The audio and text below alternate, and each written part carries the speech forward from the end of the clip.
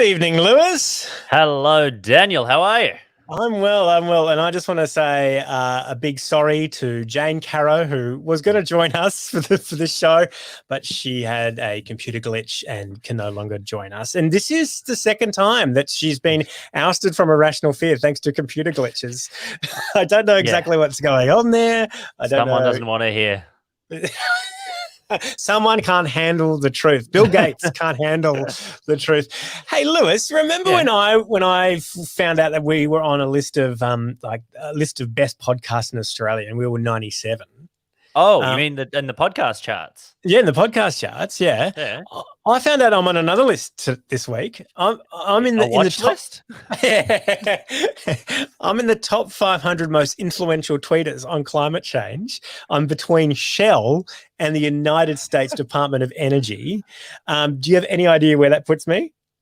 I like between 300 and 400. 37. What? I know. Yeah, 30. I'm like the 37th most influential person on Twitter according to this list, slightly above the IPCC and the Climate Council. Yeah, that's like having you in between those two. I don't know if you've seen that new KFC burger where they like invert the fillets and the filling.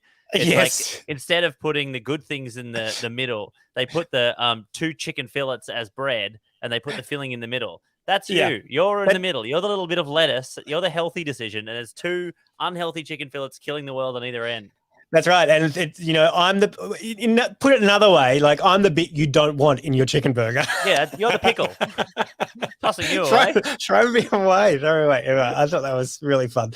Hey, I'm recording my end of Irrational Fear in Gadigal land in the Eora Nation. Sovereignty was never ceded. We need a treaty. Let's start the show.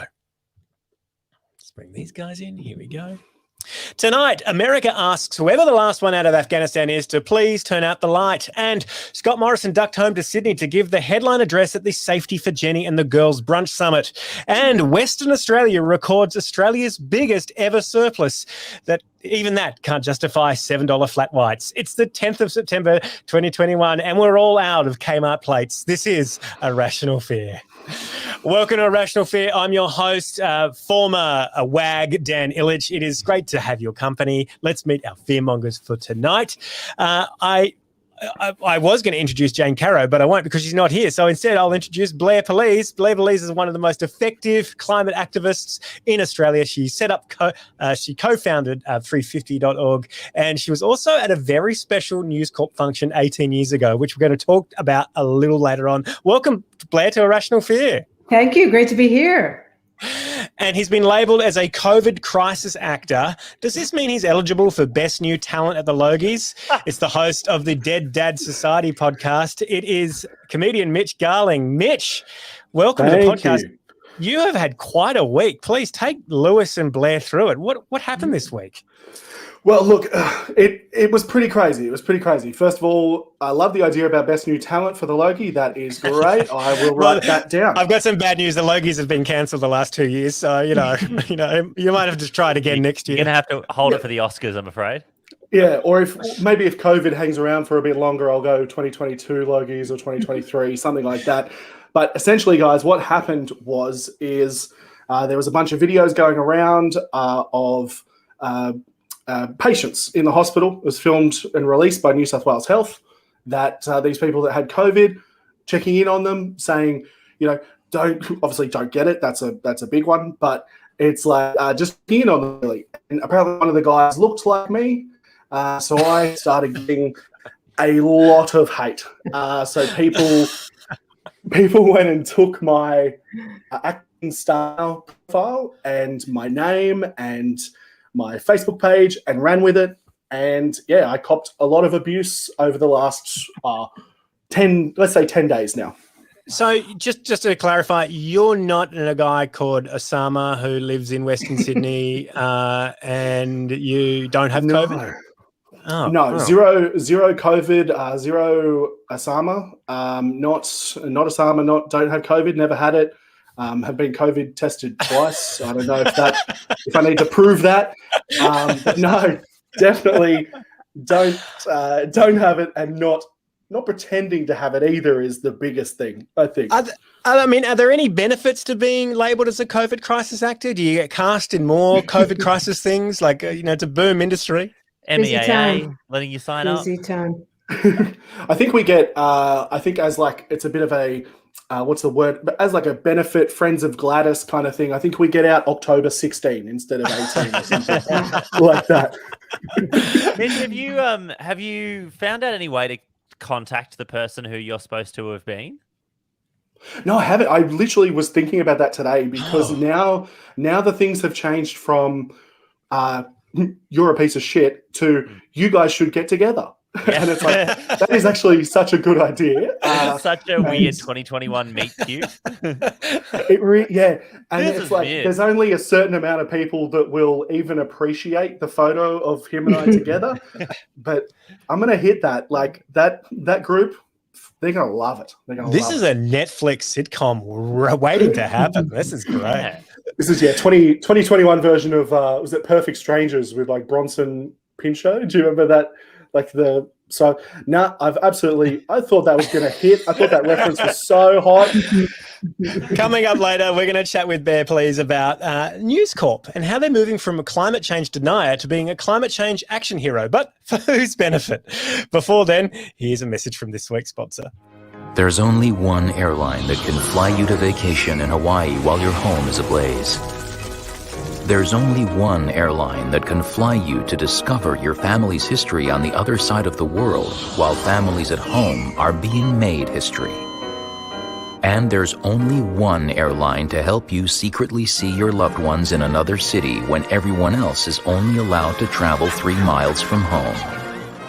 Fly the Entitled Skies, where tone-deaf headphones are complimentary. How good are you? Very good. You're the best Prime Minister ever. The only airline where you don't have to put your seat up if you don't want to. Entitled Airlines. Direct flights now available from Canberra to a place where they filmed The White Lotus. This week's First Fear, Guy Sebastian apologises for posting a pro-vaccination vaccination campaign to his Instagram, but refuses to apologise for Angels Brought Me Here. I would never tell people what to do when it comes to what they put in their body, Sebastian said in an Instagram post. At the same time, Sebastian's wife immediately deleted several posts of her own telling people that they should be putting Nature's Way Vita gummies in their bodies. I don't know. I've done my own research here, and according to several sources on the internet, Nature's Way Vita gummies are incredibly delicious. So, Fearmongers, has Guy Sebastian let us down here? Mitch Garling? Look, I'm not sure if he's let us down as such. I think there seems to be a lot of questions about, we're talking about Guy, we're talking about Jules. A lot of these two seem to be coming up. But the problem that I have is that, once again, no one is giving any respect to Knowlesy. No one has brought up Knowlesy at any point.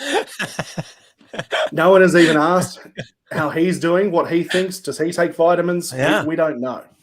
Yeah. And he's sitting there going, what about me? It isn't fair. It was the first thing I did, Mitch. At the moment I saw the Guy Sebastian story, the first thing I did was go straight to Knowlesy's Instagram just to see if he'd made any comment. And or just hoping. His Instagram is like genuine, pure country dad energy. It's just like, here's my new truck. Here's a roast lamb. Here's the sheep that I was raising for the last 3 years before I turn it into this roast lamb. It's amazing. I thought the idea of you hoping to go to the Instagram to see that Shannon Knoll has also made an apology video, but is getting no love because Guy is apparently better. But yeah, I mean, Guy's video did have a strong, a strong kind of hostage feel about it. Like he really felt like he was being held hostage by a whole bunch of his fans for promoting vaccines. I mean, he said in this video, and I think it's interesting, there are personal circumstances that everybody has to consider when it takes the vaccine. So what are these personal circumstances? It is so hard to kind of even fathom what those personal circumstances are. Things like belief in science. big stuff like that. But Blair, that's actually, I feel like that's it, because a large part of his audience are really hugely Christian, and there's like all these rumors about stem cells and fetuses being used in these vaccines, and that's the personal circumstances. Just say it, guy. Yeah. Put it out there. Let us know how crazy you are. It's Or so funny. if you're gonna circle around trying to not nail it down one way or the other, the apology for the apology of the apology, he seemed largely confused at the end of it all. It's actually so amazing because between this and the apology he had to make for being like Scott Morrison's sort of show pony for the announcement of the funding for performing artists, it's now at a point where most Australians are more familiar with his public apologies than his songs. Oh yeah, I really liked his 2019 apology. Yeah, his 2022 apology tour is pretty good. When there is the ARIA Award for best compilation of public apologies, he is absolutely going to romp that in. I'm really enjoying what Man with the Dominant Claw on YouTube has said. What happened to not getting advice from some guy on the internet? There's that whole thing going around that he's patient zero anyway, because of the Instagram photos of him in Wuhan in late 2019. Oh my God! Is this true? Yeah. Yeah. So it's kind of interesting. Like, I mean, now the anti-vax stance kind of makes sense. It's like you don't want to ruin your own work, kind of thing. But yeah, you're not wrong, Dan, about that video. The photo that Mitch is talking about, like, it's obvious, it's incredible, but it's so good. The captions that he puts on it are so perfect. It's him in Wuhan, and the caption is, he's like, so great to be here in beautiful Wuhan. I sure did eat some strange things. # big things coming. Like, it literally couldn't be more. I did it. Wow, that is incredible. He is patient zero. Wow. Yeah, you literally couldn't have written it any better. It's the 8 weird things next to a small man in like an alleyway, and you're like, oh, you started this, man. Like, you did this. Like, there's no way around it. This week's second fear. All right. Now, remember when Scott Morrison and Greg Hunt said that Australia was at the front of the queue when it came to ordering the Pfizer vaccine? Well, leaked emails have shown that Pfizer reached out to the government in June last year saying, hey, Australia, we've got some jabs. Do you want any?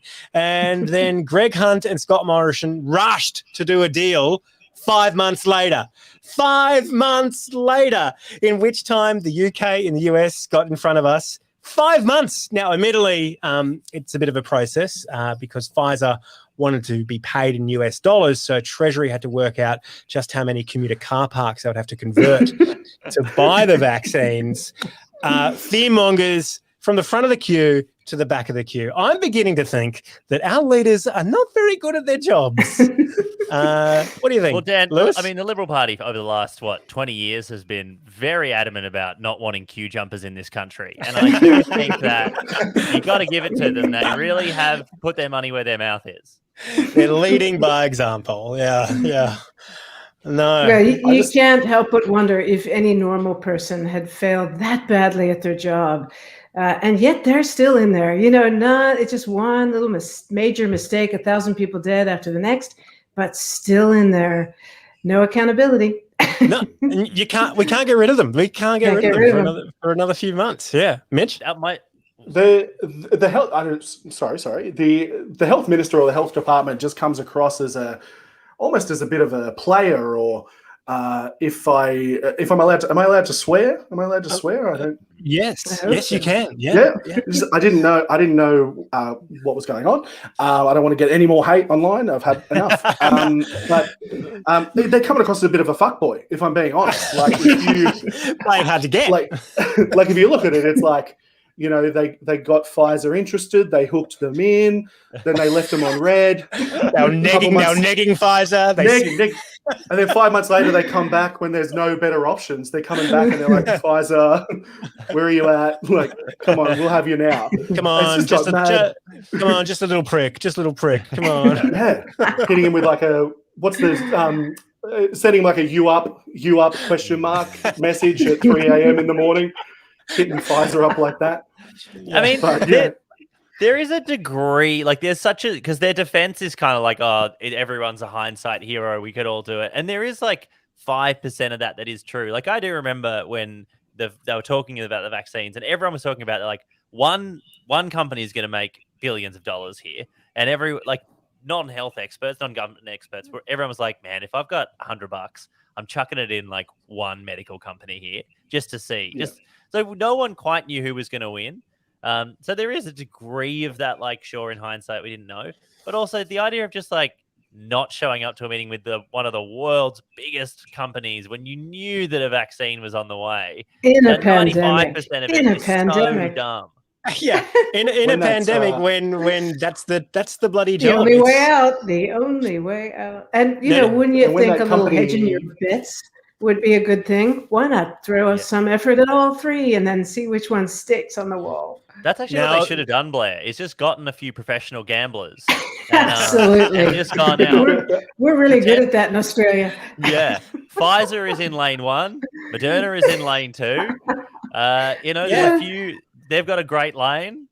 Yep. Yeah, just gotten Bruce McAvaney to call the whole thing. It would have been gripping. Yeah, and rather than set up the national COVID coordination committee, which basically started a gas pipeline, they should have just got Sportsbet to give them advice. Exactly. Yeah, it looks like Pfizer's. We're paying them $2.50. AstraZeneca, we're paying $1.80 to come through. Moderna coming through at $4.80. Yeah. Considering some of the advice that you can find online, getting advice about vaccines from an ex-footy player is probably all right. Like it's right up there compared to the other. It's better than getting from his wife or something, which seems to be the thing to happen at the moment.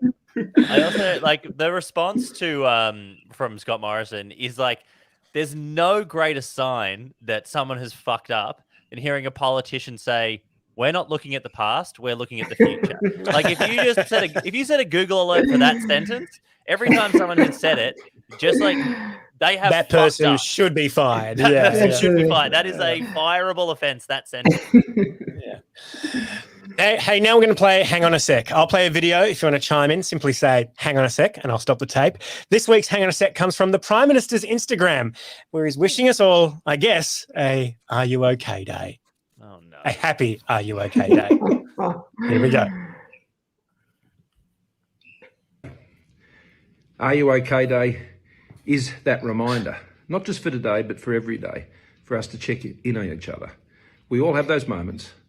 I like this. Hang on a sec. He's like really leaning over us in this point of view. Like physically, he is dominating the screen. He is looking down on us like we're a little child asking for some more soup. And in a second, he's going to lock us in a room and send us to our room. That's what, it's very imposing here. And I don't know why someone in... Oh, sorry, man. You go. Go, Mitch. I don't know why someone in Scotty's family hasn't literally been like, hey, how about we just go and get a box? We'll put a box, we can prop your phone up so that he's not hunched over like, we already don't think the best of him. And now he looks like some sort of like sleep demon or something just over the top of me. But yeah, just one of the girls surely could give him a hand with the setup, you would think. Yeah. It looks like I feel like this angle, I feel like I've just been punched by Scott Morrison and now he's asking me if I'm okay. Like, yeah. If you're listening on the podcast, imagine that someone has put a phone on a table, like at probably belly button height, and then has leaned over ominously towards the camera, kind of like a scene from the BFG. And it's just like this man is about to blow a trumpet of evil dreams into your ear, and you're never going to wake up happy again. We all have I times. did like that he got... We Oh, sorry. Hang on a sec. I did like that he got 3 seconds in before it looked like he definitely checked a script of some sort. Yeah, fully. But stumbled was twice. But stumbled twice. As someone who can't remember their lines, that's how I empathise with the Scott Morrison. Yeah, but But you're it's live, in Dan. the This is name, not Dan. live. There's always a chance for a second take when you're the Prime Minister. But if it's Are You a Day video, surely when you say, are you okay for the second time, you're going to be like, got it right. I'll remember that. I think I'm going to remember what this sentence is about. Like, it's the first "Are you okay?" You're like, oh yeah, he phoned that in almost, but it was the second one where I was like, he checked that. He checked a script there for sure. If he was doing this for Anzac Day, and on the second day he'd gone like Bland Black Day, he would have done another take. Or it was Australia and like looks away New Zealand, like looks away coming back from New Zealand. Moments.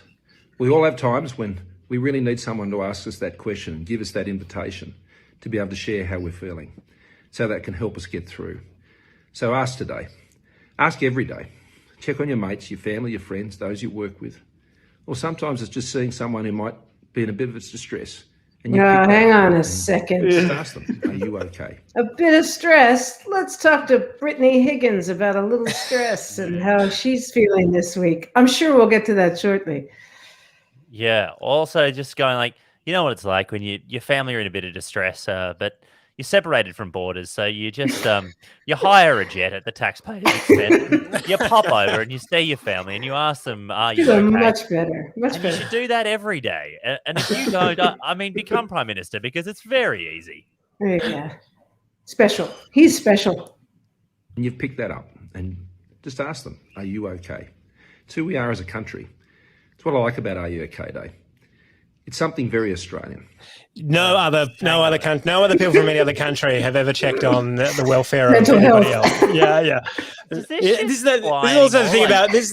The thing that Will Anderson always goes on about mateship being uniquely Australian, the whole principle, there aren't any other countries in the world that have friends. That doesn't exist. It's so uniquely Australian. Mateship. Spanish, a famously solitary people.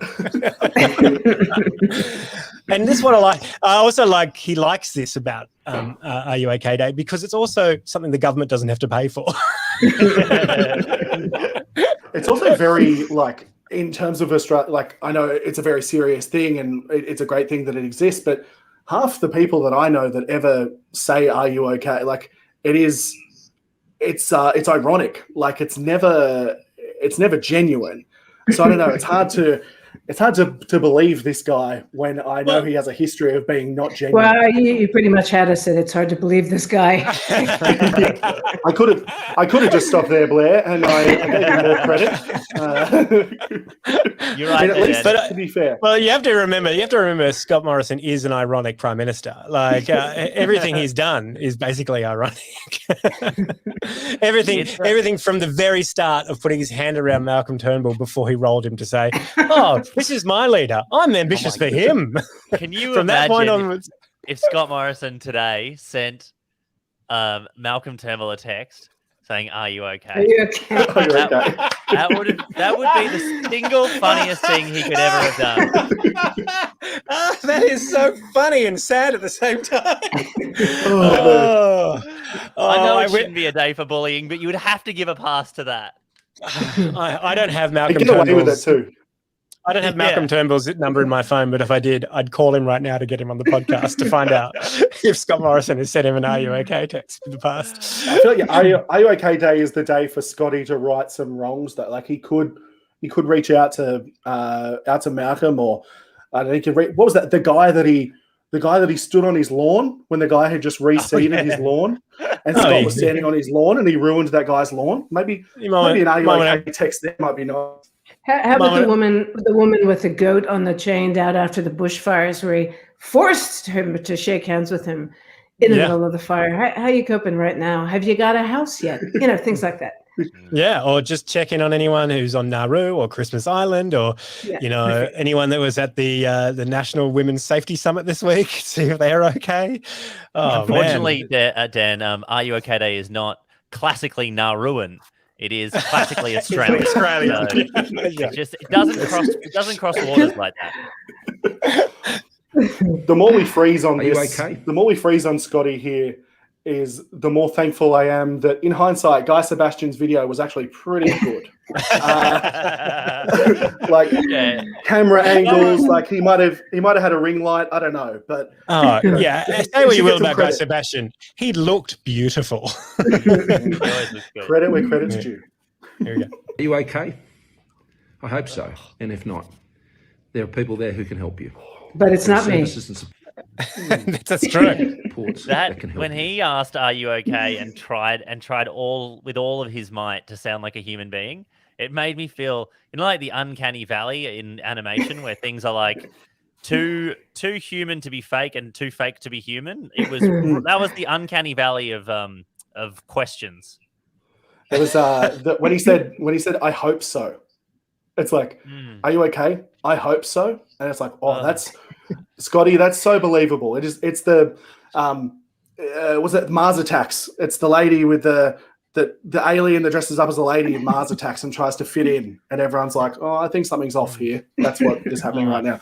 I'm sorry that my references are so off tonight, guys. No, loving Mars Attacks. Loving it. I know Mars Attacks is one of my favorite films of Me too, 1998. It was classic, really, classic. really good. Really good. Like, I mean, I feel like we've really dunked on him. Obviously, like, it's good that he's doing this and everything, but man, it's just hard to stomach, isn't it? It's hard to stomach.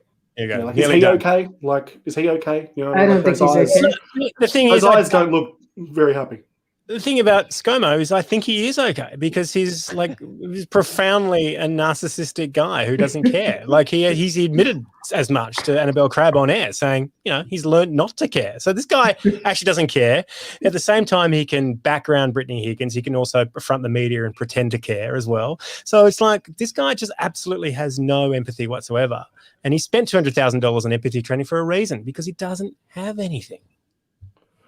He understands pain, mate. Cronulla Sharks got knocked out of the NRL this week, so he actually understands pain. So if you could show some respect there, Dan. You matter a great deal, and so it's important that we know if you're okay. That's a bit sinister there. It's important to know if you're okay. That feels like that's coming from the AFP more than anyone else, doesn't it? We've read your emails. We know you're not okay, and we're sending the AFP around to check on you. Excellent. Blair, I hope you don't mind. I'm going to skip the women's conference because I really was hoping Jane would be here to talk us through it. Sure. I wanted to do some, and I feel weird about doing it with three guys with one woman. If that's okay. I'm sorry about that. All right, cool. Okay. So after years of denying that climate change exists and constantly backing governments whose sole focus is to extract as much coal as possible out of the ground, the baddies in Australian media, aka News Corp, are going to do an about-face, at least for a couple of weeks, and support net zero by 2050 targets up until about COP26. And reportedly, these editorials are going to be led by friend of the show, Joe Hildebrand.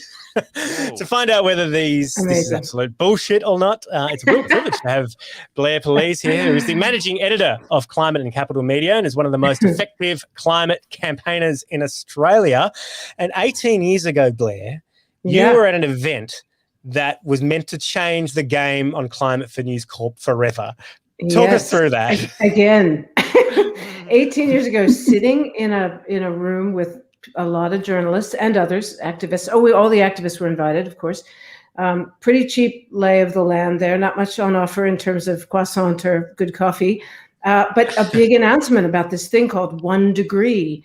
And 1 degree was all about how to keep the planet at 1 degree of warming or less, and all the things that News Corp was going to commit to reduce its emissions. And I remember sitting around next to people and everybody kind of looking at each other saying, is this a good thing? Is this possibly a good thing? These people are evil. Is this a good thing?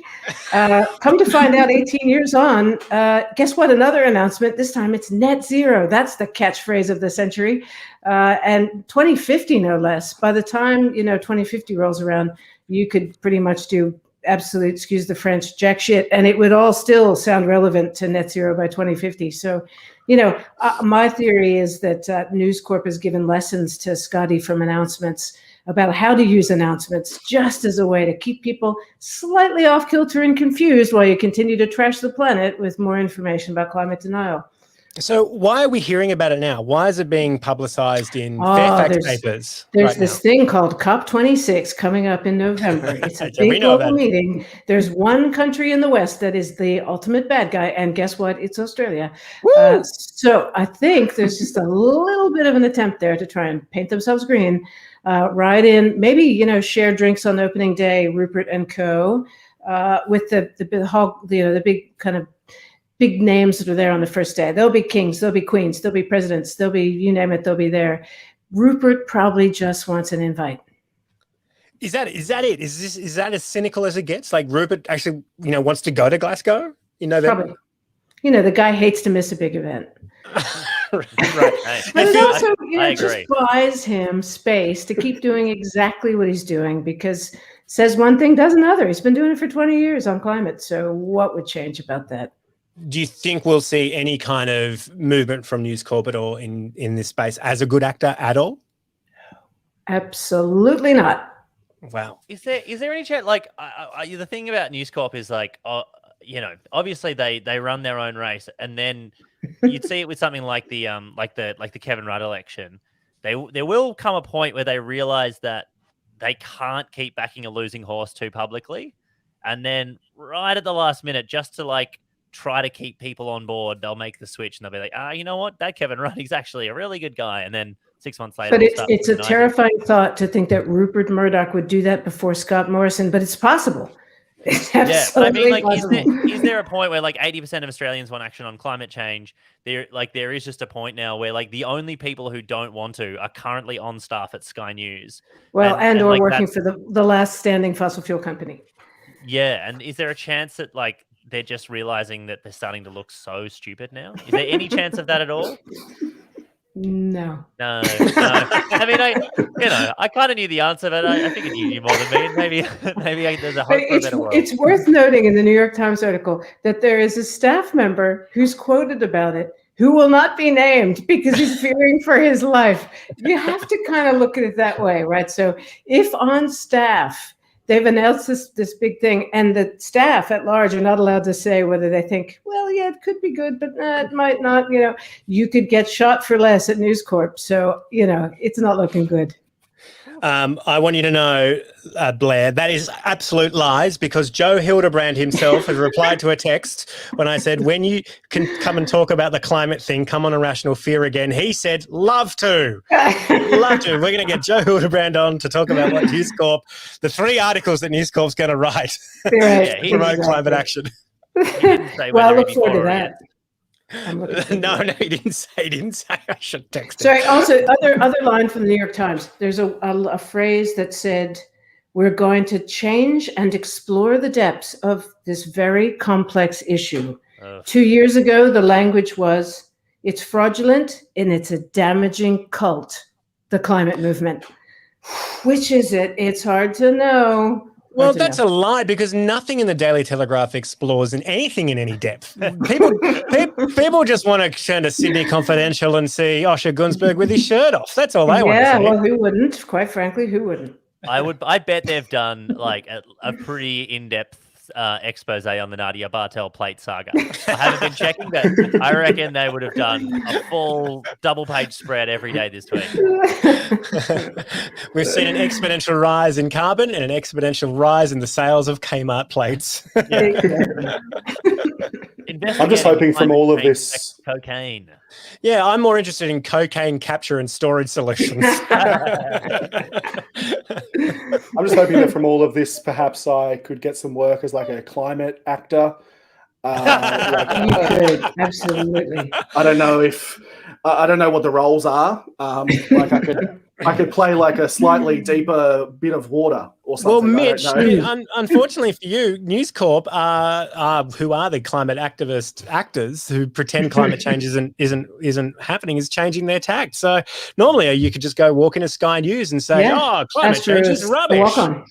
Maybe Exactly. Mitch, you should just do a self-tape audition for a variety of different crisis actor roles. So you can say, hello, my name's Mitch Garling. I'm here from Star Now.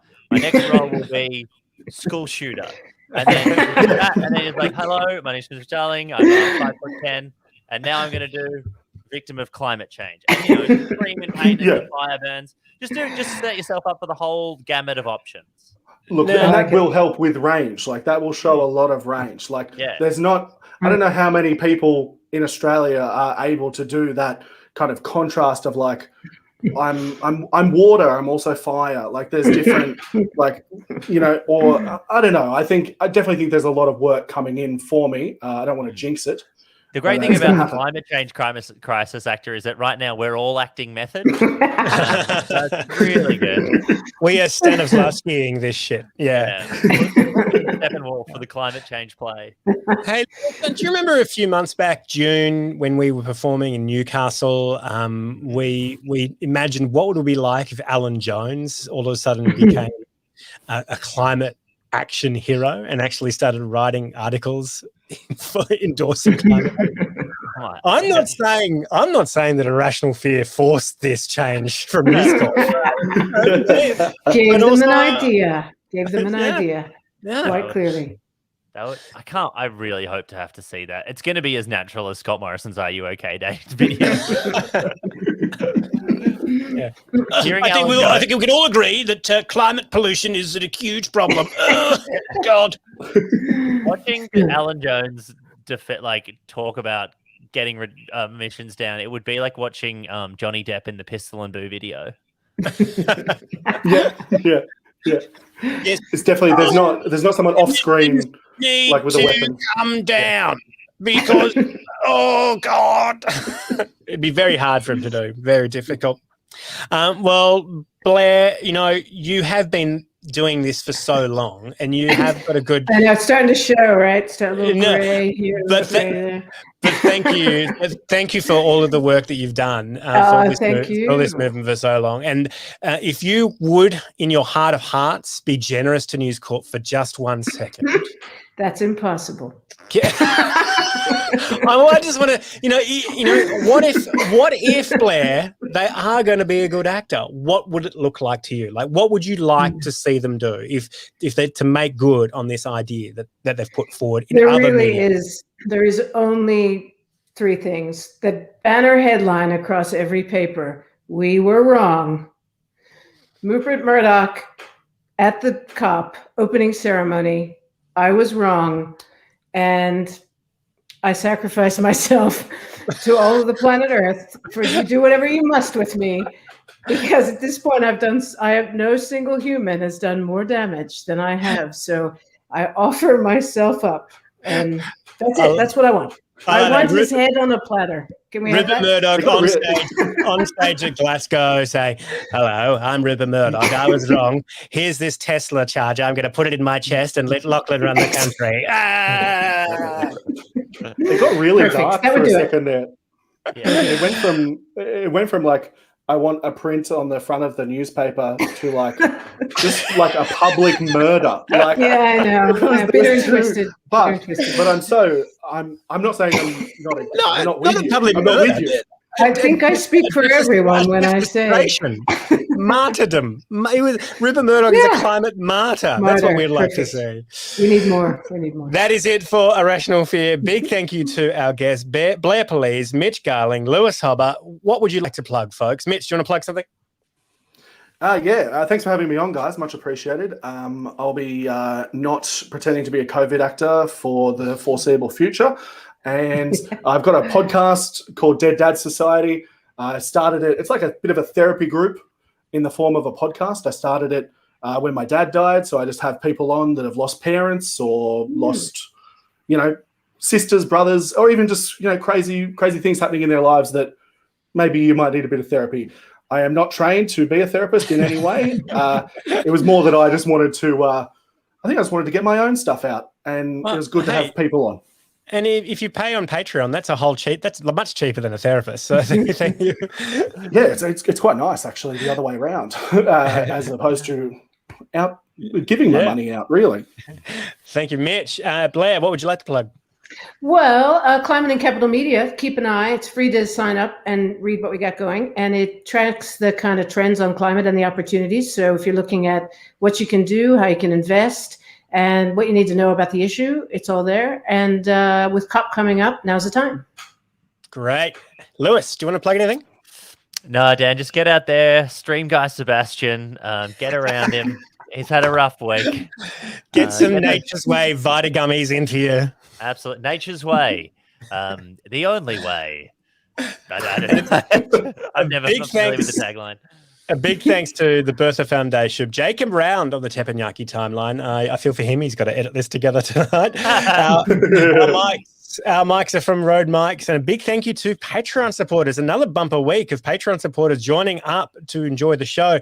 Grandmaster Too Sweet is back. Sky King has joined up. Darren Nash, Curtis Jackson, Stephen Joseph, Louise Meckelvogue has joined up, a big media consultant who I've worked with in the past. Comedy director Casey Anning has signed up. She's a bit, she's a big deal these days. I've convinced her to come on the show, Lewis. She's going to come on. Oh, I love Casey.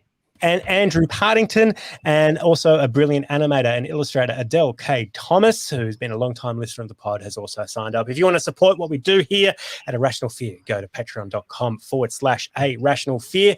Until next week, there's always something to be scared of. Good night. Oh, and next week we've got Heath Franklin and Nino Yama. So come back next week for them. Thanks, folks. Thank you. Thank you, guys. Bye-bye. Bye.